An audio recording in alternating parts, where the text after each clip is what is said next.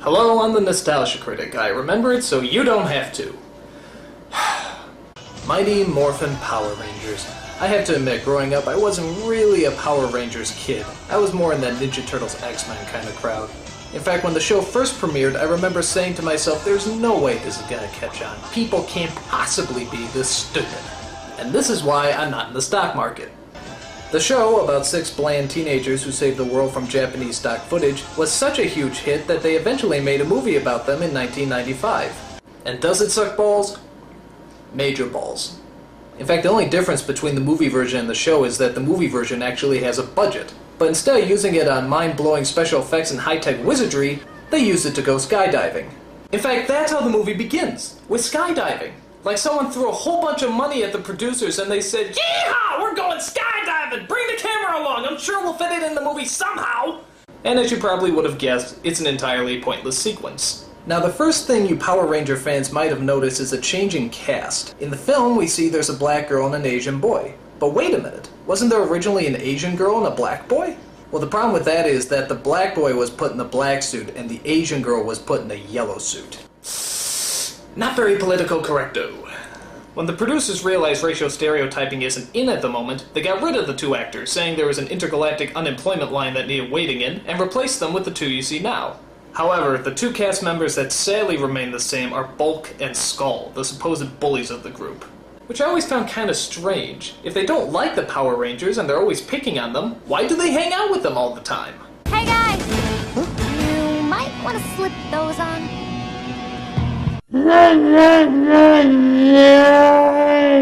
The story, or some semblance thereof, is centered around a space-traveling villain named Ivan Ooze, who's just a little less annoying than Rita and Zed, the Lucy and Ricky Ricardo of evil. Finally, a real man! His plan is to hunt down and destroy the Power Rangers' intergalactic leader Zordon, who, despite having all the powers of the universe, still can't manage to sync up his voice with his lip movements. It is good to see you again, too. Oh, and I forgot about his little assistant Alpha. The best way to describe him is imagine C-3PO being even gayer than he already is. I know that's hard to fathom, but that's pretty much what you get. Things start heating up when Ooze starts destroying Zordon for making him miss all the years of torment Earth has gone through. The Black Plague! The Spanish Inquisition! The Brady Bunch reunion! I gotta admit, that's kind of funny. So Zordon's power is destroyed and he's slowly wasting away into a festering ball of nothingness. But don't worry, that doesn't interrupt the Rangers skydiving and rollerblading. It does, however, take away their Mighty Morphin powers. That seems to get their attention. We may not have our powers, but we're still the Power Rangers.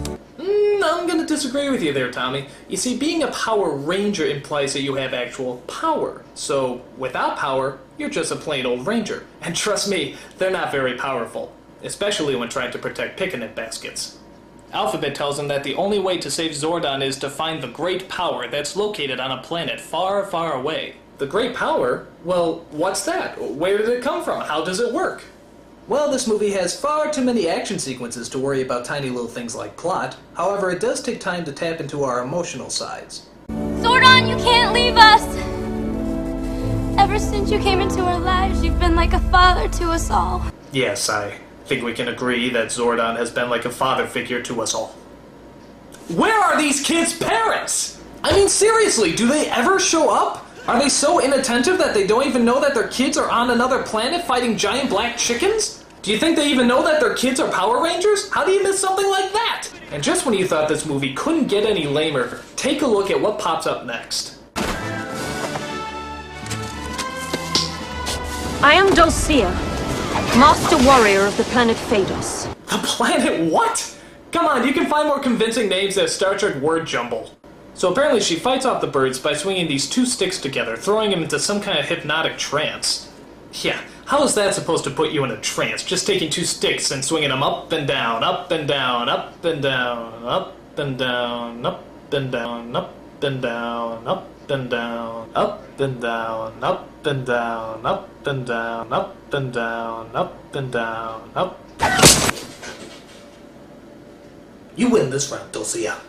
So she tells them that they have to travel to a giant phallic symbol that apparently holds the great power. To do that, she dresses them in fashionable burqas and gives them the power of the new sacred animals. You are the bear, fierce and unstoppable. You are the wolf, cunning and swift. Adam, what's wrong? I'm a frog. Yes, a frog. Like the one you kissed. To get a handsome prince. What the hell is that? Kissing is my superpower? You shitting me? They get the strength and the swift and I get kissing? What kind of bullshit is that? Don't let her get away with that! Stand up for yourself, maggot! Hey! Hey, bitch, get back here! Where's my real superpower? Hey! Hey! Hey! Fuck this, man. I'm gonna go into anime. So the Power Rangers set out on a spiritual and enlightening journey, which I actually kinda like. It's good to see these kids look inside themselves and discover their true spiritual essence. And what exactly do they learn on this journey of self-discovery? Nothing! They kick some ass and they get their powers back. That's it. Bullshit. That's like telling a kid the secret to enlightenment is punching somebody in the face, which isn't that bad an idea right now. As always, the Power Rangers have a thrilling giant robot fight in the middle of the city. The traditional toy robot models are replaced this time with CG replicas. And I never thought I'd say this, but after watching this metallic diarrhea, I think I actually prefer the toy robot models. There's also a subplot about how Ivan Ooze hypnotizes all the parents in the city and forces them to jump off a cliff. I'm sympathizing with them at this point. But don't worry, there's a little 12-year-old boy who knows how to operate a crane and a monorail. Where the hell did he pick that up? Was there a how to handle heavy machinery class in grade school? If so, how did I miss that class? The battle eventually works itself up into outer space, where the mother of all finishing blows is thrown. Dude, did you just see that? Real good lesson for the kids, guys. If you can't overcome your enemies, just kick them in the happy sack and they'll go down like anyone else. Top notch! Upon hitting an asteroid, Ivan Ooze is destroyed and the Power Rangers fly off to save Zordon. But unfortunately, they're too late. Zordon is gone. If only they had gone to save him first instead of showing off their brand new fighting moves and special effects. If only. If only. Remember what we learned? To those who possess the great power, all things are possible. No, Tommy, no. That's crazy talk. Come on.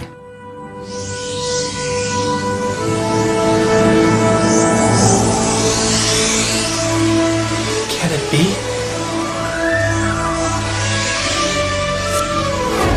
Is it possible?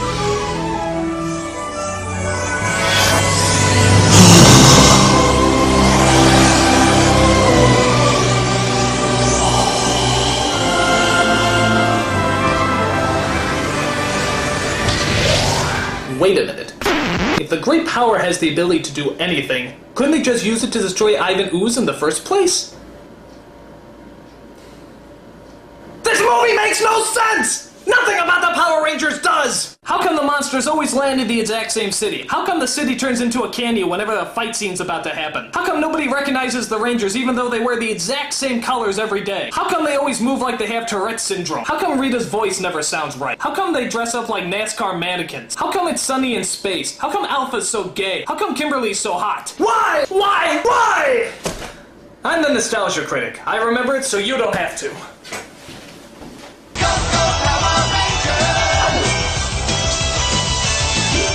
And why is that song so damn catchy?